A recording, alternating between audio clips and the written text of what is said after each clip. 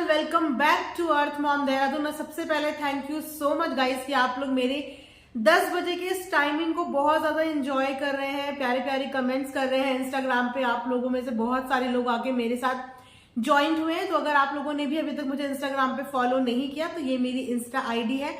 आप वहां पे मेरे से हर तरीके की बातें कर सकते हैं, अपने पॉइंट ऑफ व्यू शेयर कर सकते हैं, अपना नजरिया शेयर कर सकते हैं, कोई सजेशन देना चाहे, कोई शिकायत करना चाहे तो वहां पे आप लोगों के साथ डायरेक्टली कनेक्ट हो पाऊंगी।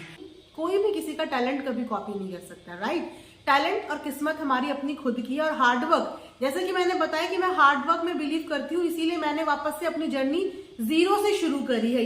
जीरो से शुरू करने का गुद्दा और जिगरा सबके अंदर नहीं होता, लेकिन मैंने वो हार्डवर्क करना चुनौती एक्सेप्ट करी है और मैं उस पर काम कर रही हूँ। शुरू करते हैं आज का वीडियो। तो आज का वीडियो मैडम और मैडम की ननद यानी कि डब्बा और मैडम दोनों के ही ऊपर होने वाला है। और हाँ, एक बात और मुझे बोलनी थी कि बहुत सारे लोग मेरे पास ऐसे कमेंट करते हैं, उनको डब्बा वर्ड सुन के बहुत ऑफेंडेड फील होता है। तो गाइस ठीक है, आप सबके लिए एक काम है, आप अपने हिसाब से अपनी मर्जी से डब्बा का कोई भी नामकरण करके मुझे कमेंट सेक्शन में बता दो कि अगर आपको डब्बा वर्ड नहीं पसंद है मेरे मुंह से बोलना, या डब्बा के लिए जो उनके वेल विशर्स या जो उनकी ऑडियंस होंगी, अगर उनको डब्बा वर्ड नहीं पसंद है तो आप खुद बता दीजिए कि उनको क्या नाम दे। मैं कोशिश करूंगी कि उस नाम से उन्हें बुलाऊं।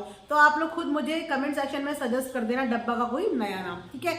तो मुझे सबसे पहले तो एक चीज पूछनी है, हो सकता है कि मैंने वो चीज ब्लॉग से मिस आउट कर दी हो, तो अगर मैंने मिस आउट कर दी तो इसीलिए मैं पूछ रही हूँ, बिकॉज मैं इस चीज के लिए श्योर नहीं हूँ।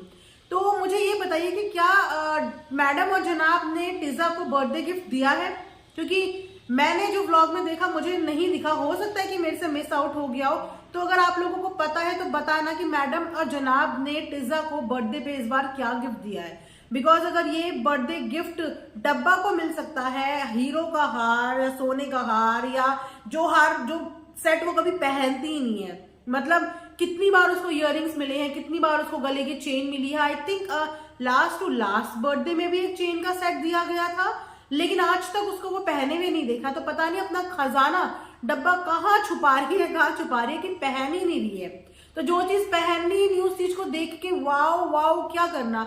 चलो, डब्बा को तो दिया, टिहान को भी दिया था और अच्छा खासा एक्सपेंसिव ब्रांडेड शू टिहान को दिया था। और टिहान को अक्सर उनके बर्थडे पे ब्रांडेड और एक्सपेंसिव चीज ही मिलती है, लेकिन इस बार इतना बड़ा मिस आउट कैसे हो गया कि टिज़ा का बर्थडे का गिफ्ट अभी नहीं दिखा। लेकिन हाँ, अब जरूर दिख जाएगा आने वाले 1-2 दिन में। और हमेशा की तरह मैडम बोलेगी ओहो मैं इतनी ज्यादा बिजी हो गई थी क्योंकि रू बेबी को कोल्ड हो गया था, कॉफ हो गया था, और इस दौरान मुझे बिल्कुल टाइम नहीं मिला। मैंने लेके तो सब कुछ रखा था, बस मैं दे ही नहीं पाई, मुझे वक्त ही नहीं मिला। और मेरे को सब कुछ करने का टाइम है, मुझे चाट पापड़ी बनाने का टाइम है, सेट के लिए सैंडविच बनाने का टाइम है, लेकिन हाँ मैं ना बर्थडे गिफ्ट नहीं दिखा पाई, तो वो मेरे को दिखाने का टाइम नहीं मिला। तो हो सकता है कि अपनी इस मिस्टेक को कवर अप करने के लिए 1 या 2 दिन बाद मैडम का व्लॉग आ जाए, तो आ जाएगा। तो आप इस चीज के लिए मेंटली प्रिपेयर रहना, बिकॉज मेरे को ये लगा कि गिफ्ट नहीं मिला है, तो इसीलिए कंफर्म जरूर आप लोग कर देना, ठीक है। उसके बाद शुरू करते हैं कल का मैडम का चाट पापड़ी वाला हिसाब किताब। तो पहली बात तो ये कि चाट पापड़ी इतनी अनहेल्दी बोलूंगी, बिकॉज सारी चीजें मार्केट की थी, सारी चीजें मार्केट की थी, कुछ भी होममेड उसमें नहीं था, प्याज टमाटर के अलावा।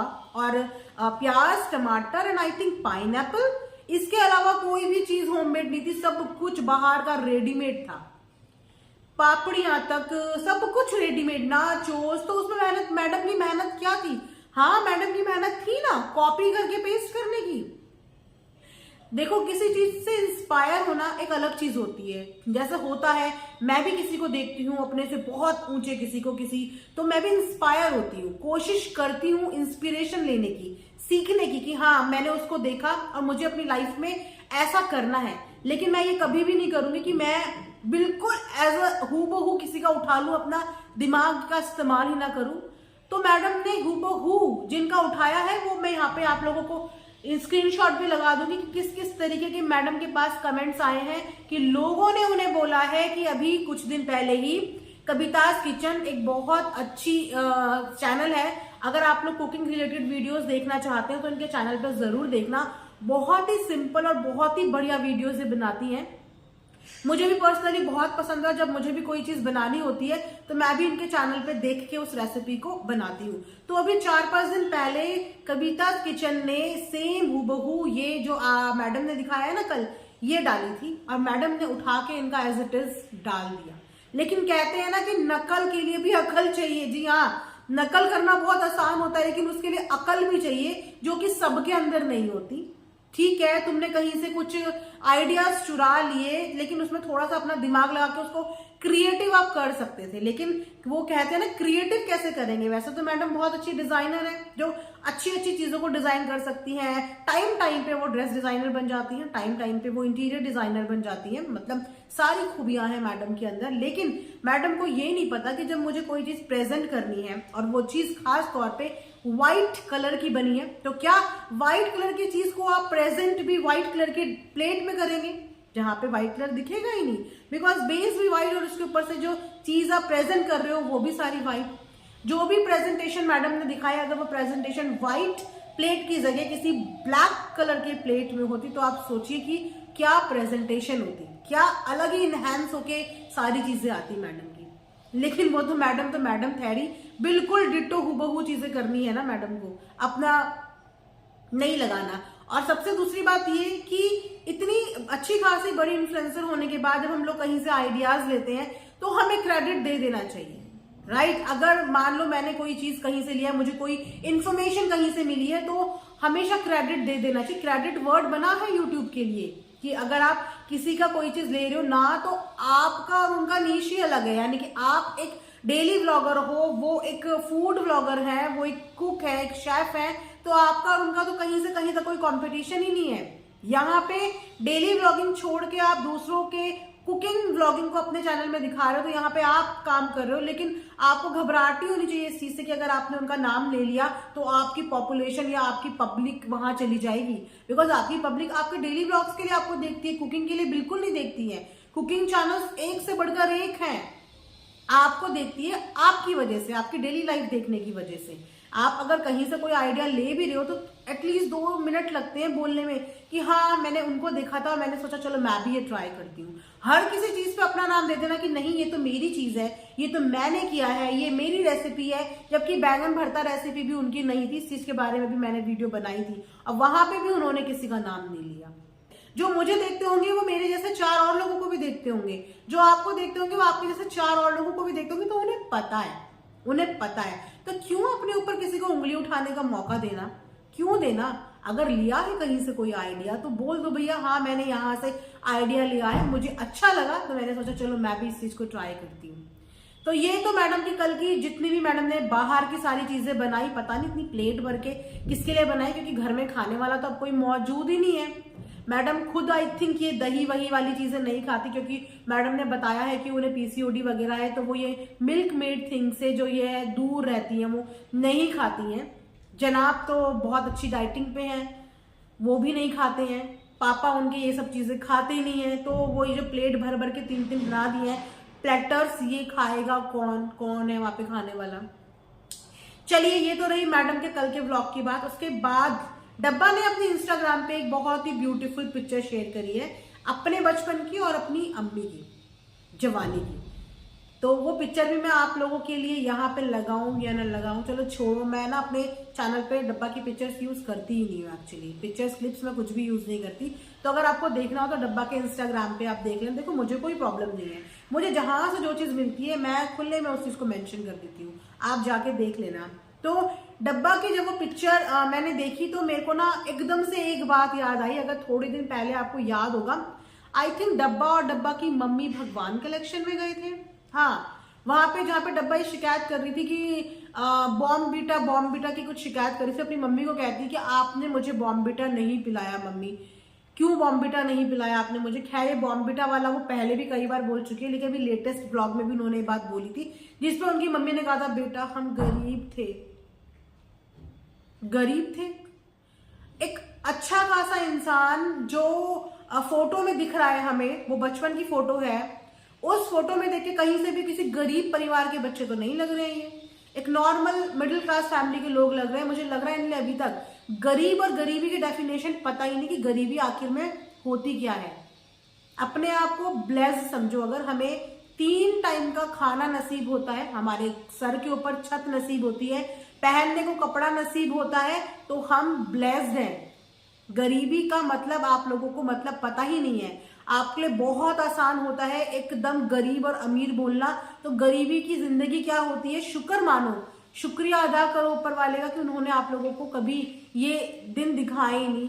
जाके उनसे पूछो जिनको एक वक्त का खाना भी नहीं मिलता है, और एक वक्त का खाना के लिए वो लोग सुबह से शाम तक मेहनत करते हैं, कई कई दफा तो सिर्फ पानी का घूंटा मार के सो जाते हैं। उनसे पूछो कि गरीबी क्या होती है। इतने ठंड के मौसम में भी जो फुटपाथ पे एक पतली सी चद्दर ओढ़े हुए लेटे होते हैं ना, उनसे पूछो कि गरीबी क्या होती है। लेकिन आप लोगों को बॉर्नविटा नहीं मिला तो वो एक गरीब का साइन हो गया कि सिर्फ गरीब लोग ही बॉर्नविटा नहीं पीते। बहुत सारे लोग होते हैं पहले के जमाने में नहीं पीते थे। अब चीजों की प्रमोशंस हो रहे हैं, मार्केटिंग हो रही है, लोग थोड़ा अपडेट हो गए हैं, पेरेंट्स थोड़ा एजुकेटेड हो गए हैं, अपडेट हो गए, तो उस हिसाब से अपने बच्चों को न्यूट्रिशन देने की पूरी कोशिश करते हैं। पहले के पेरेंट्स इतना एडवांस नहीं थे। फिर जगह जगह का भी फर्क होता है, कोई आउटडेटेड एरियाज होते हैं, कोई रूरल एरियाज होते हैं, कोई गांव होते हैं, कोई कस्बे होते हैं जहां पे औरतों को नहीं होता। तो आपने उस कैटेगरी को गरीब की कैटेगरी में तोड़ दिया। यानी कि आपके पापा की जिंदगी के टाइम पे आप लोग बहुत गरीब थे, इतने गरीब थे कि आपके पापा ने आपके भाई को तक मुंबई भेज दिया, आपके पापा ने आप लोगों को पढ़ा दिया, आपके पापा ने आप लोगों को मिठाइयां खिलाई, जिन मिठाइयों का आप लोग अक्सर जिक्र करते हुए सुनाई देते हो कि पापा ये लाते थे। तो जब पापा सब कुछ लाते थे, मम्मी के लिए अच्छे से अच्छे सूट लाते थे, पिक्चर में हम देख रहे हैं किस तरीके से वो सूट पहने हुए, अच्छा खासा खूबसूरत सूट है। तो जिन पापा ने सारी ख्वाहिशें पूरी करी हैं, आपने 2 मिनट में बोल दिया कि हम गरीब थे। चलो बच्चे तो इनके बोलते ही बोलते, लेकिन मैंने हमेशा से बोला ना कि बच्चे वही बोलते हैं जो अपने बड़ों से सीखते हैं सराउंडिंग में। तो मुझे लगता है कि सबसे पहले तो ये अमीर गरीब का रोना बंद कर दो, क्योंकि गरीब भी अपने आप को कभी गरीब नहीं बोलता, क्योंकि वो मेहनत करता है। और मेहनत करने वाला इंसान गरीब नहीं होता, वो अपना मेहनत कर रहा है, कमा रहा है, खा रहा है, इतना है तो इतने में खुश है, शिकायत नहीं है, खुश होकर सुकून की नींद सोते हैं। आप खुद ही एक दिन पहले अपने ब्लॉग में कह रहे थे कि देखो सिग्नल पे, आई थिंक फुटपाथ पे कोई सो रहा था तो कहते देखो सुकून की नींद। यस, उनकी सुकून की नींद है, क्योंकि उनकी जिंदगी में किसी को देख के कोई कंपटीशन नहीं है, उनके दिल में किसी के लिए कोई जलन की भावना नहीं है। वो अपना सुबह उठते हैं इस टारगेट से कि हमें मेहनत करना है और एक टाइम की रोटी कमानी है और उसके बाद हमें आराम करना है। तो वो लोग वही करते हैं, इसीलिए उनकी जिंदगी में सुकून है। वो अपनी स्थिति के लिए भगवान को 50 बार कोसते नहीं है, या ये राग नहीं अलापते मैं गरीब हूं, मैं गरीब हूं, मैं गरीब हूं। अपने सर्वाइवल के लिए मेहनत करते हैं, खुश रहते हैं, पतली चद्दर मिली उसी में उनकी नींद भी पूरी हो जाती है। तो थोड़ा सा ये जो चीजें हैं ना मुझे अच्छी नहीं लगती, जो बार बार ये लोग अपने व्लॉग में बोलते हैं एक सिंपैथी गेन करने के लिए, क्योंकि सिंपैथी गेन करने की जरूरत नहीं है। भगवान ने आपको, ऊपर वाले ने आपको इतना बख्श दिया कि देखो आप आज कहां से कहां पहुंच गए हैं। तो थोड़ा सा बीती बातों को छोड़ दो और आगे जो जिंदगी में तुम्हें मिला है उसके लिए शुक्रगुजार रहो। सो ये था मेरा आज का एक वीडियो। आई होप आप लोगों को पसंद आया होगा। पसंद आया हो तो लाइक शेयर सब्सक्राइब जरूर करें। एंड यस, जैसे कि मैंने बताया कि आप लोग अपने आइडियाज, अपने सजेशन और अपने पॉइंट ऑफ व्यूज मेरे साथ एक्सचेंज कर सकते हैं। इंस्टा पे भी आप कनेक्ट कर सकते हैं, यहाँ पे भी कमेंट सेक्शन में आप लोग लिख सकते हैं। तो मिलते हैं नेक्स्ट वीडियो में, तब तक अपना ध्यान रखिए and thanks for watching earth Mom Dehradun.